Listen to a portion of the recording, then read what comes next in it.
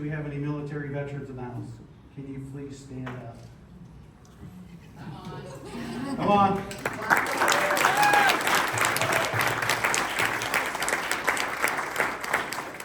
So there's always another piece of the puzzle, right? We've got people that are in the military, but there's also the friends and family of military. Does anybody have any grandfathers or brothers or sisters or children that have been in the military that you have supported? Please stand up.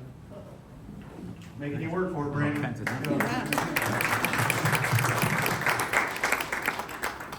So leadership, when we talk about the military and our veterans, right, is they took an oath to fight for our country and keep our freedom so we can sit in this room today. And I always, when I'm at work, right, it's all about perception. And the one thing I always tell my team, they probably get tired of it, is at least I'm not a 19-year-old kid that has sand in my ass crack and I'm fighting a war. And they're like, wait, what? Time out. I was like, think about it. Like, you have these 18-year-olds that we're signing on the dotted line. We're going over to fight for our country. And I personally didn't know any better. I was young and dumb and thought it was a way to get out of my house and get away from stuff and get college paid for. So when you think about that, it makes my day-to-day really easy.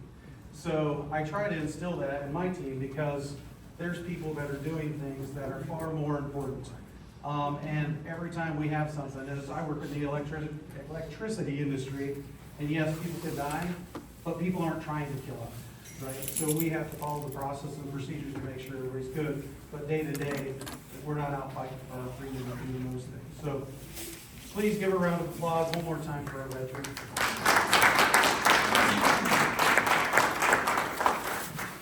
And then with that, I'm going to turn it over to Emily to talk about the Grief Center and give her moment to shine. Well, good morning, everyone. Happy November. Glad to have you here this morning. Each month, we just want to take a moment to highlight who we are and what we do. And today, I want to share briefly what hospice care really is. I think there's a lot of doom and gloom, typically when you hear that dreaded H word, the hospice team. But I hope to remove that stigma for you today because it truly is a beautiful service, and I have had a loved one on service with Stillwater, and so I feel like I can say that. So hospice is defined as someone who has a life-limiting illness, they're no longer seeking curative treatment, and it is projected that they would have 6 months or less to live if their disease followed the standard prognosis. Now, what we know is there's only one person who knows when that final day is for us, right? And so when hospice providers step in, we are here to care for the patient, provide symptom and pain management to ensure that that individual can have the best quality of life for the quantity that is remaining. So, can someone be on hospice care longer than 6 months? Yes, it happens all the time. Look at President Jimmy Carter, right? He's over a year being on hospice care. At the end of a 6-month period, a person can be recertified, assuming that they're still following that trajectory. But hospice care is a benefit that is provided through Medicare, Medicaid, and most insurances. I think the most important thing for folks to understand is that hospice isn't just about the patient. We are also here to support the family. The interdisciplinary team comes in to support the patient and family. So you've got a hospice physician, you've got an RN that is supportive of you, but also you've got home health aides that can assist with bathing and nail trimming and just a lot of those types of care needs. But we also have spiritual care counselors who can come in and have those conversations. We have a massage therapist and a music therapist on staff, which can do wonders for patients. We have volunteers that will go out. We've got folks who go out to our nursing home communities and things, and they just sit with our patients and they talk with them and just love on them, right? And so hospice care is typically provided in the space that the patient calls home. So whether that's the home they've lived in their whole married life of 50 plus years, or maybe they're even living in a nursing home community. We go in and support that patient in addition to what their team at the nursing home is already doing. But we have social workers on hand that will help guide the family for all of their needs. We make sure that they have all of the durable medical equipment like a hospital bed and things of that nature in the home, just to make things as easy as possible. And so that's just a brief little overview of who we are and what we do, but I'm always here and happy to answer questions if you have specific questions about hospice. So thank you. Let's give a round of applause. So Stillwater has been a strong supporter of First Friday since its inception. We've had people come, and then also they allow us to be in this facility and take advantage of all these great things and give us the opportunity to network. So we really appreciate their partnership. So without further ado, this dude's got a pretty cool background and resume, and I'm going to let him get into that. But my introduction is more about him as a person. So I've had the opportunity to meet Matt at First Friday. So when we talk about meet someone new and learn something new, these are the friendships that you can build. Is Matt and I met at First Friday. We kept passing each other. I kept following him on LinkedIn. And there was just this passion that I seen from him to work with young men and that victim mindset and just getting people over the hump. And then he started doing a podcast. And so I started watching the snippets of it. And I was like, man, this guy's going to do great things. And in that, we just kept talking and we started building a friendship. And in that friendship, I found that Matt has a pure heart for anybody and everybody that he works with. But there's one thing that's interesting that I haven't seen with a lot of people, is every time I try to talk to him about things he's going through or any grief or challenges, I always end up, he's listening to me. And somehow he gets me to talk and him shut up and listen. And I'm like, wait a minute. I was talking about you. And he's like, yeah, and then he'll say a couple words and he'll be vulnerable, but then I end up talking about myself. I'm like, man, this guy is really good about listening and caring for the people that he interacts with.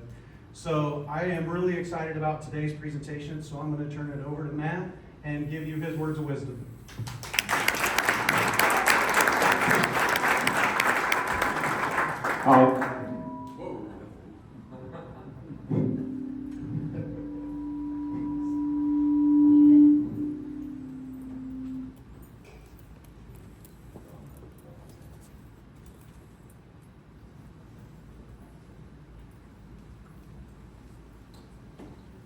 Do we do a little rap first? Like,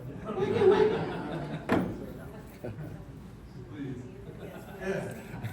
Go ahead and turn that one off. Hello? Hello? Well, thank you for the introduction, Jared. I really appreciate that. That really is a great way to start the day. But I just want to thank everyone for coming here. This has been a full circle moment for me because I came here in Fort Wayne about 2 years ago, and this was the first time that I actually started connecting with people, was coming to a First Fridays event where I met a lot of people and continue to meet a lot of great people. So it's an honor to be up here standing and being able to share my story with you all. And so since we're in November, I thought Veterans Day is right around the corner. I'd want to share some of my leadership stories that I've learned from being in the military. So everyone learns about leadership at different points in their life. Sometimes it's school, community, your parents, job. For me, I learned about leadership at my first job. So I was 16, I was working at Burger King, and I was only there for about a month when the district manager came in and saw that I was working and how hard I was working. He said, hey, this guy's gonna be a trainer, he's gonna be a manager. And I was like, wow, that gave me this energy. I was like, I can lead people. I was 16, I didn't even know I had that capability. So it inspired me because the only thing, we never really talked about leadership in my family. It was like almost like it was a taboo topic. What is leadership? How do you lead a family? How do you lead other people? And so giving me this inspiration, I wanted to pursue some type of leadership in my life.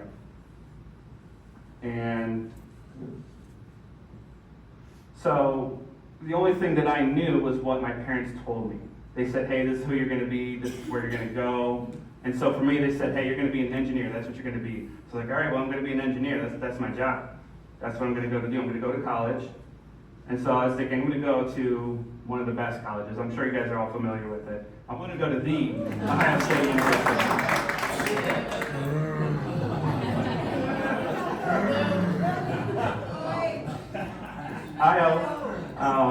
Anyway, so that's where my mindset was at. I was like, okay, I'm going to go to college, I'm going to go be an engineer, I'm going to try to go to Ohio State. But unfortunately, I grew up pretty poor, so my older brother had to pay for me to take my ACT. So he paid for it, we got the times wrong, showed up late, they wouldn't let me take my ACT. So now I'm like, all right, well, there's one thing I was supposed to do, what am I supposed to do now? So about a week after that, somebody approached me at lunch. I was wearing this Marines backpack. He's like, hey, did you ever consider joining the Marines?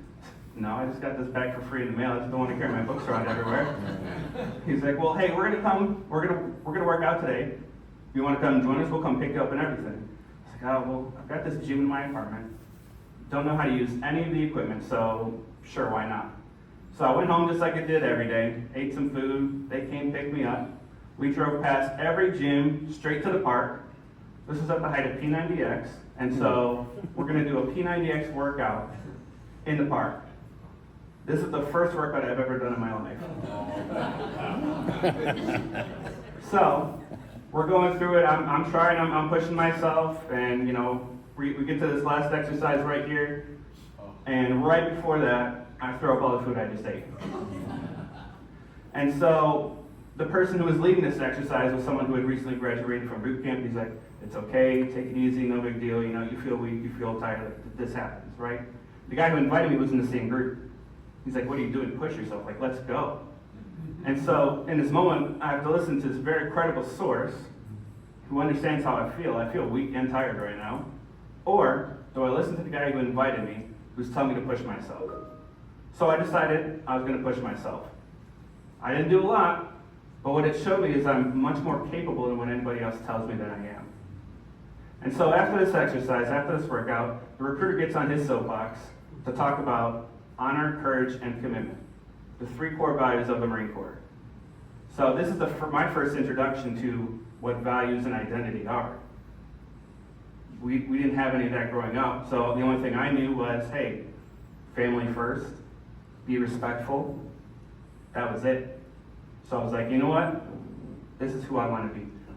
I want to be honored. I want to embrace that honor, courage, commitment, and I want the opportunity to lead people. And so when you go home, when I went home, I was like, you know what? Hey guys, I want to go be a Marine. And they're like, what? Where did this come from? But for me, it was important to be able to embrace a new identity.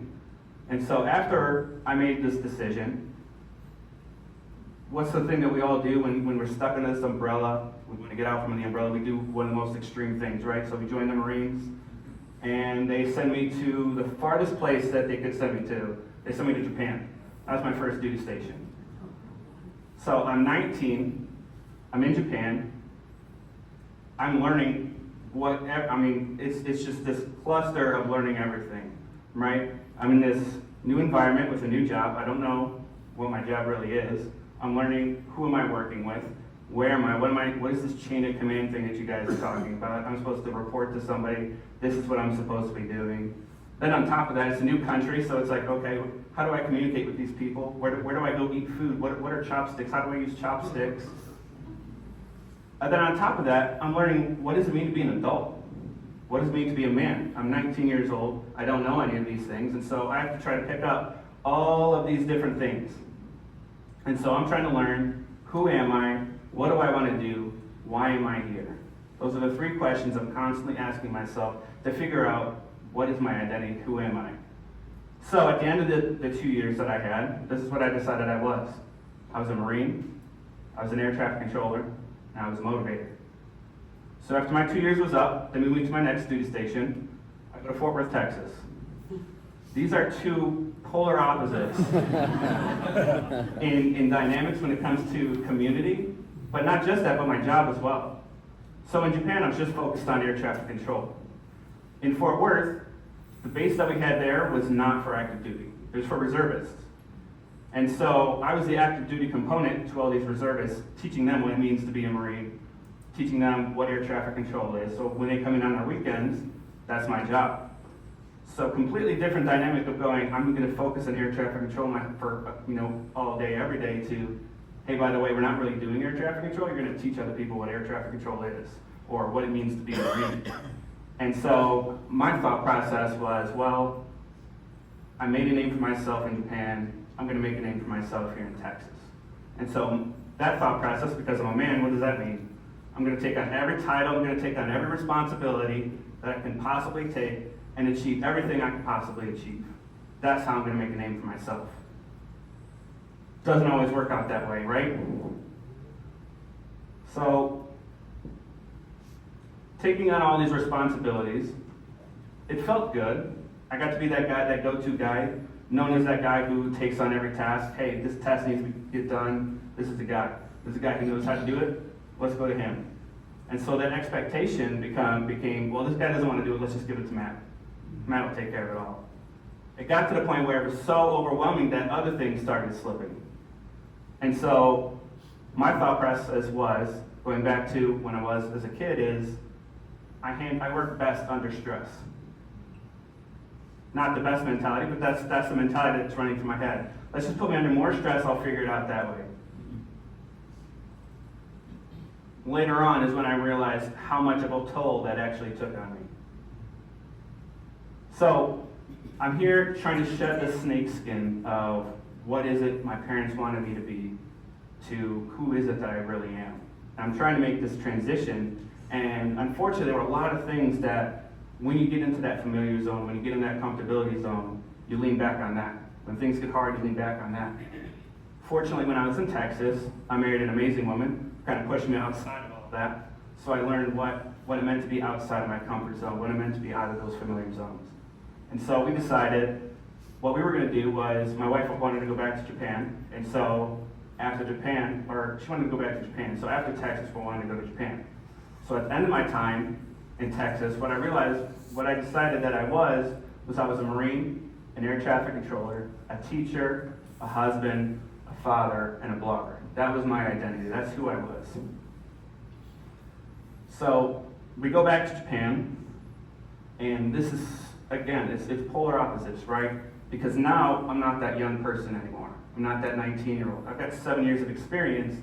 Now the expectation of me is not, hey, you need to still be learning who you are. You need to be teaching everybody what the Marine Corps is. What's the Marine Corps' identity? What's the Marine Corps' organizational values? You need to be teaching that. You shouldn't be searching for yourself anymore. They didn't care what your individual goals were. It was now, what's the Marine Corps' goal? So this took a toll on me because I'm still searching for what that identity is. I'm still sticking to what these things are. But while I'm doing that, I now have to teach other people. And so the role that I kind of took on was the dad role. Mostly because I had 2 daughters at the time. But now I have all these young Marines that I'm taking care of too. And so what I wanted to do was I wanted to focus on what leadership meant to me. So mission accomplishment and troop welfare. You can't have one without the other. If you want to complete something, you still have to take care of your people. And that's why I took on the dad role. I wanted to focus on how do I help take care of these people. And not only that, I want to elevate them, right? Because these are going to be the people who are going to be replacing me one day. So how do I help them get better in the sense of they're going to be able to replace me? So, near my end of the time, when I was there, this picture was taken. So this was in May of 2021. This was when my son was born. Little did I know the significance of this picture. This was a happy time, and also one of the most painful times for me. So, I went to Japan. One of the reasons why I went to Japan was for career progression. I was supposed to be there for 3 years. I was thinking about extending out there for another 3 years. And at this time, the command gave me promises for my career progression. Once I came back for paternity leave, I was going to continue with my career progression. But while I was on leave, my boss decided to text me, not call me or not talk to me in person. He decided to text me and said, "Hey, by the way, we're not going to do that anymore.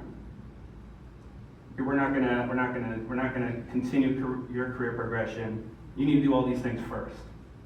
I was like, well, that's going to delay my career progression for at least 8 months. I've already been here for 2.5 years. And so I had to make the hardest decision for me and my family was getting out. If you remember what I said was the first 2 duty stations, what was I say first? I was a Marine. And now, here I am, about to strip that title from myself. And not only that, now I have to tell my wife this decision too, who's on paternity leave. She just had a baby a couple weeks ago. She's going through all the hormones, and hey, by the way, hon, I know this is a big life decision, but we have to do it. Oh, and by the way, my contract's up in 5 months. So all of this is happening so quickly. So after I tell her, my first decision after all this is I'm gonna go take a shower. Sounds a little weird, right? Maybe I'm just doing some self-care. It was actually to hide the pain. I didn't want my wife to see how much pain I was in, that I'm about to lose this identity, this part of myself. Because as men, you know, we're supposed to be strong, we're supposed to lead our families, we're supposed to be the pillar. I didn't want her to see the cracks in my foundation.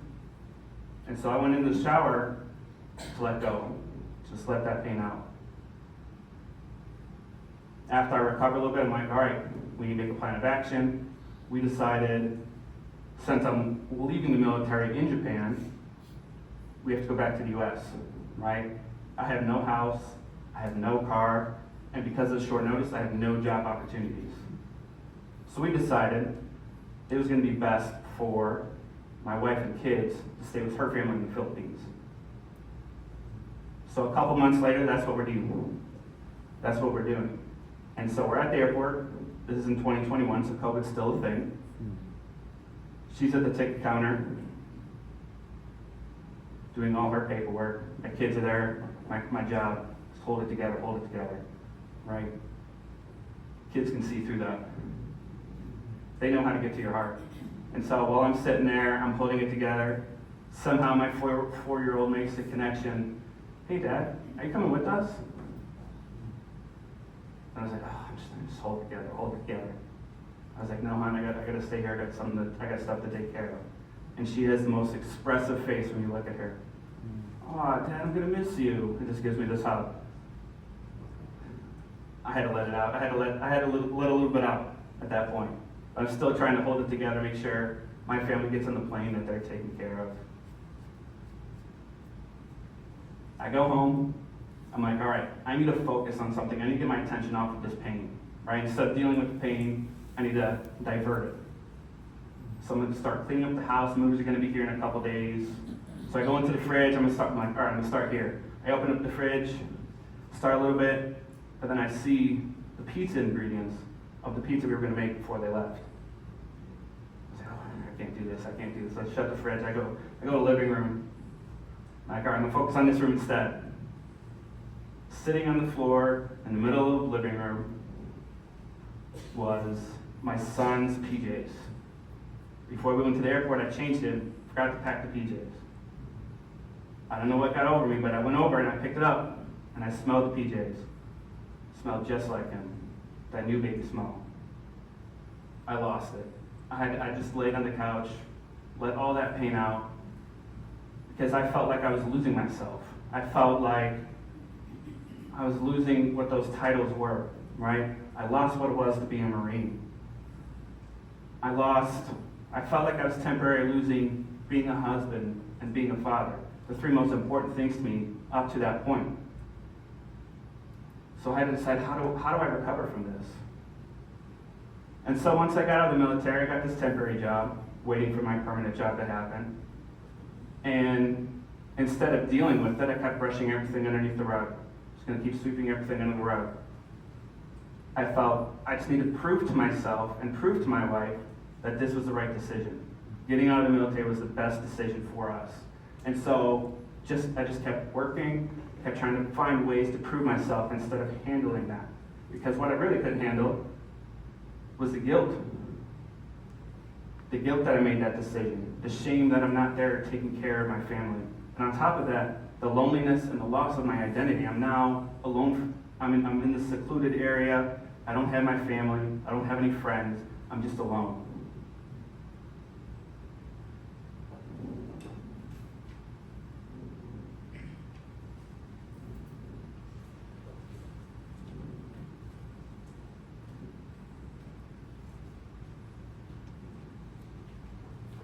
So the reason why I'm sharing this story, this is the most painful and vulnerable story for me, is men don't talk about this. Men don't talk about their vulnerability. They don't talk about their emotions. They don't talk about their pain. And that's something that we have to change, right?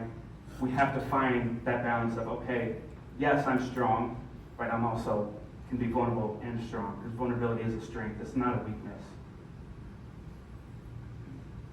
At the same time, as a society, that's something we have to do as well. How do we let men talk? Because this is one of the most difficult times in a veteran's life, is transitioning from this is who I am, this is all I know, to none of that matters anymore and I'm over here doing this. So that's why I want to share this story with you. So I shared the story of, at the beginning I lacked an identity, then I found my identity, then I lost my identity.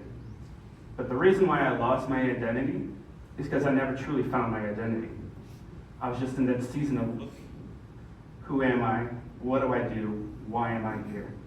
So how do we find our identity? How do we find those values? So all those identities that I put up there were all titles. Everything that I said was a title. It wasn't a value. Identity and values are two different things. And so our identity is not based on titles, but rather the values we embody. Our values are the breadcrumbs that lead us to the mirror and show us who we truly are. When you're able to find out what those values are, that's how you form your identity. It's not titles, it's not accolades, it's not achievements, it's the values. So, how do we find those values? There's this exercise that I like to do, and it's called the perfect day itinerary. So this perfect day itinerary, I want you to think about a time, and it's not too far in the future, anytime between 2 to 5 years. And I want you to imagine, what does a perfect day look like for you? If money wasn't an issue, if there were no issues, nothing preventing you from doing what you want to do and living the life you want to live, what would that look like? And put that in an hourly format. So you pull out a calendar, 6 a.m., 10 a.m., put everything on there that you would see. What time do you wake up? What do you do when you wake up? Do you have a morning routine? What activities are you doing? What job? Do you have a job? If you do, what is that job? Do you spend your time with your family? Do you spend that time with friends? Do you go out late at night? Do you go on an adventure? After you do that, look over each one and ask yourself why. Why do I wake up at 6 a.m.? Is it because I don't want to deal with the morning rush hour? I want to go to the gym early in the morning, take care of myself before I take care of other people? I pour my cup before other people? Do you want this job because it gives you a little bit of flexibility? When you figure out what these things are and what it is that you want to do, that's where you're going to find your values.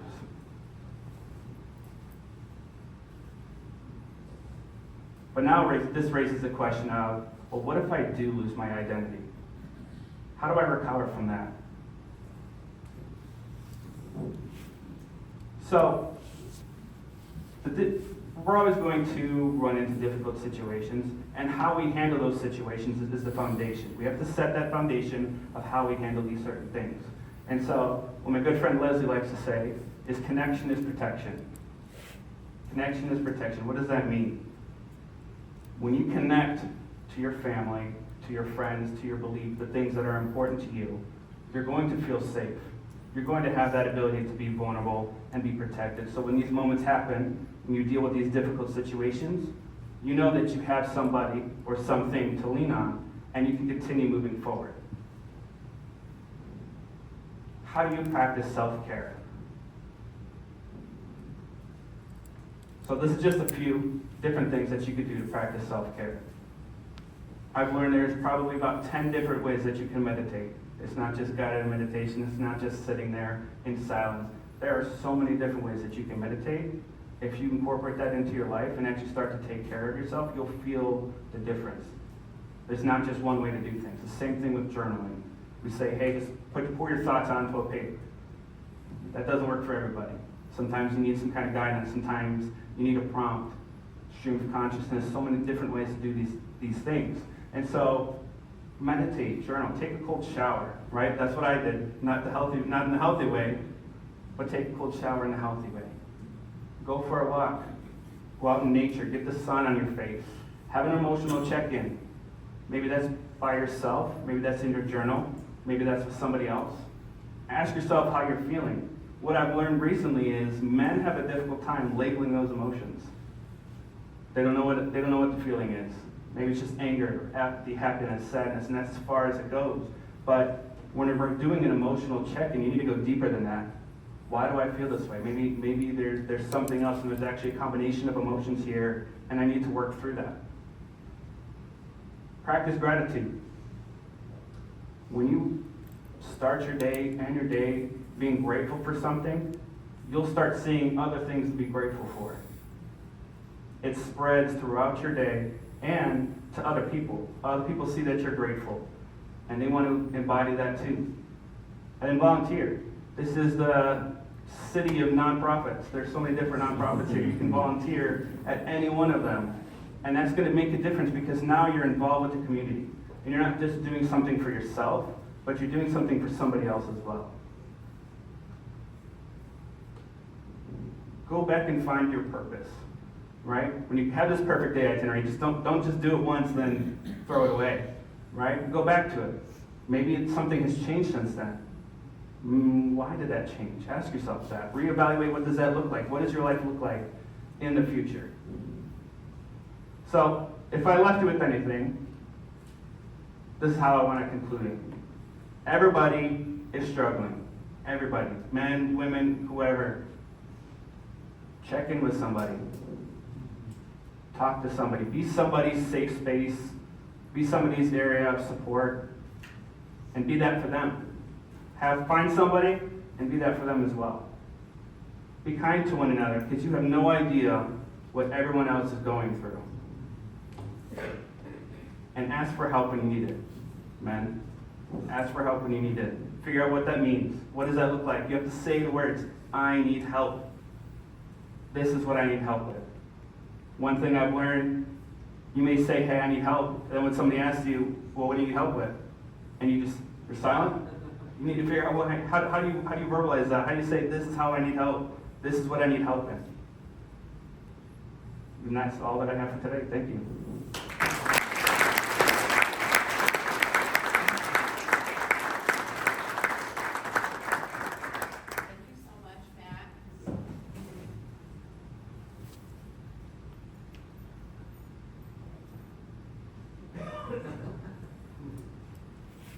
Can you hear me? No? Okay. Okay. We're so thankful for Emily. Yeah.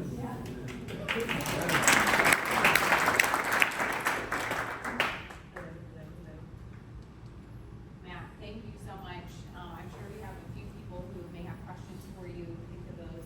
I think one of my biggest takeaways was what you said, let the pain out. That's something I haven't heard anyone verbalize previously in the way that you did. And it's okay to show those emotions and feel those emotions. So who has questions for Matt this morning?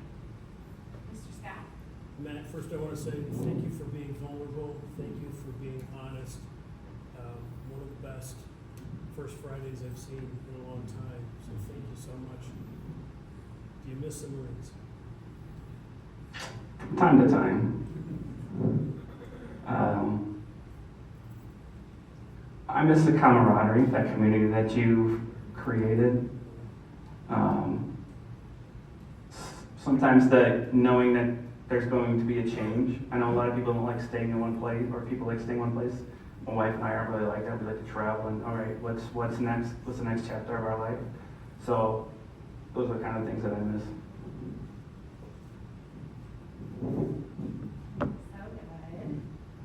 Been on this journey with you for a little bit, so I really appreciated you really sharing your whole story. That means a lot, for me. So how do we help men?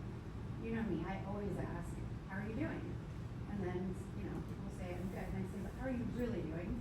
And you're one of the few men, I have a couple of you that will say to me, I'm not doing well. And then I say, what can I do?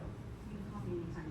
How do you think more people can have that conversation and be comfortable with it and actually take that to the next level when you are sharing more? I think it's constantly asking. Because if someone were to just pass me by, or you're at the cashier and you're like, oh, how are you doing? And it's kind of just a formality. But when you're actually there and you're very consistent with asking, that person cares. And so you're like, okay, well, maybe I shouldn't say the same thing every single time. And then you, of all people, know you're just going to sit there and wait for somebody to say something. Like, I know that's not how you feel, so come on, keep going. And I think that's kind of what we need is that support system and knowing that, hey, I'm here and I want to listen to you. This isn't just me asking as a formality. I want to actually know how you feel. And once we make that connection, that person begins to kind of like put down some of the barriers and learn what it means to they start to learn to check in with themselves. And then they have to answer that, because once you say it out loud, you now have to acknowledge how it is that you feel, and you have to do something about it. So, you had Marine, as far as right there, the Marine and an air traffic controller, and then husband, father, and you have a couple of lists that you built up.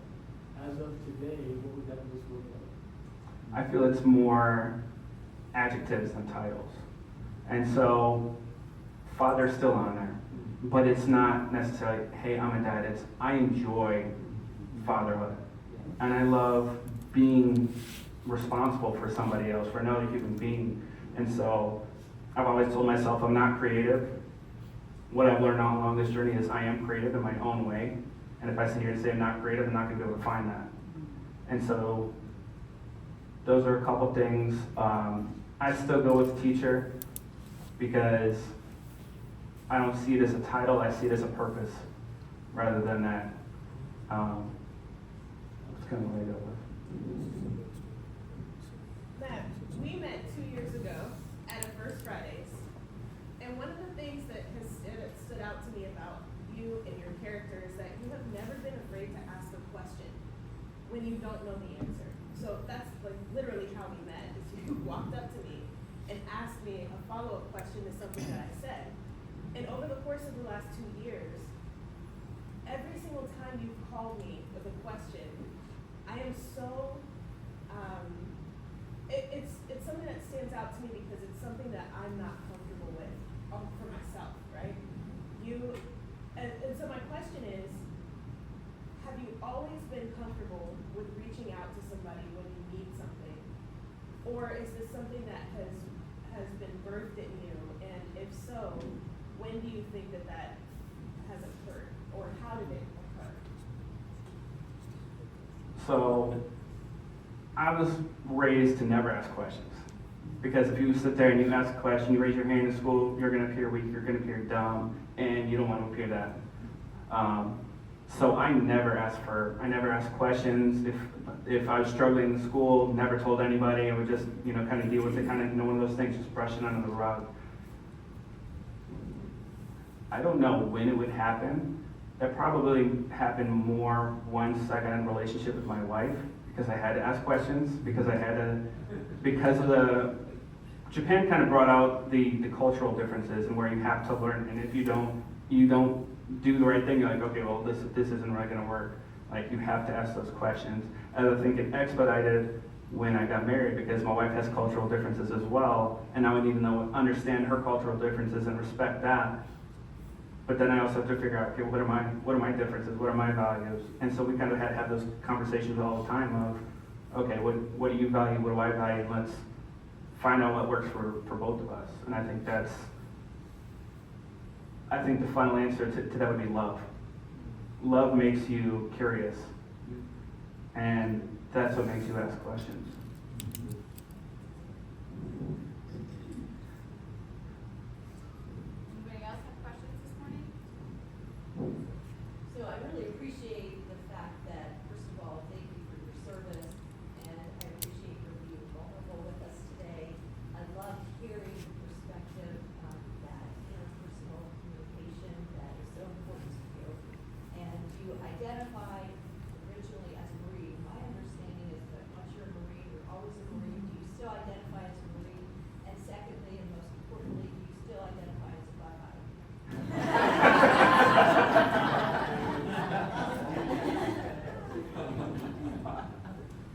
do and I don't.